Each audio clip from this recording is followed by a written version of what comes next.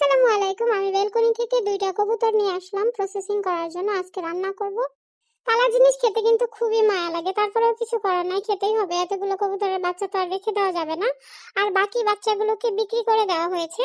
ওরা যখন খাওয়া শিখবে তখন ওদেরকে নিয়ে যাওয়া হবে। আগে থেকেই বুকিং দিয়ে রেখেছে। আর আমার জামাইয়ের এত পরিমাণ শখ এই কবুতর, কি আর বলবো। এই কবুতরের জন্য জীবন দিয়ে দেয়। শুধু কবুতর না, সব ধরনের পশু পাখির উপরই ওর অনেক অনেক অনেক মায়া। ও তো এই কবুতরের বাচ্চা খেতেই দিবে না, আমি জোর করে নিয়ে আসছি খাওয়ার জন্য। কি করবো, এতগুলো কবুতর তো আর রেখে দেওয়া যায় না। আমারও মায়া লাগে, কিন্তু কিছু করার নেই। এই দু একটা খেলে কিচ্ছু হবে না। আর আমাকেও ডাক্তার কবুতরের বাচ্চা খেতে বলেছে। এই বাচ্চাগুলো খাওয়া আসলে ভালো। আর ভালোই অনেকটুকু মাংস হয়েছে দুইটা কবুতরের বাচ্চাতে। আর আমি যখন শ্বশুর বাড়িতে ছিলাম তখন আমি অনেক অনেক মুরগি পালতাম, কবুতর পালতাম, খরগোশ পালতাম, হাঁস, অনেক কিছু পালতাম।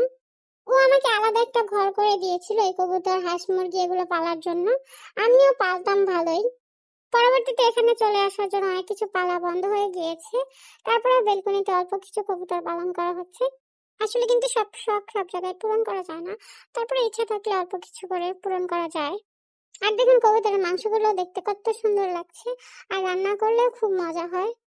ওদেরকে কিন্তু আমরা হাবিজাবি কোনো খাবার খাওয়াই না, যা বাসাতে থাকে তাই খাওয়াই। আর আপনারাও কিন্তু অনেক বেশি পছন্দ করেন কবুতরের ভিডিও, এর জন্য আমি কবুতরের ভিডিও দেই। জানি না ভাড়া বাসায় ওদেরকে কতদিন রাখতে পারবো। বেশি নেই, কয়েকটা কবুতর আছে শুধু।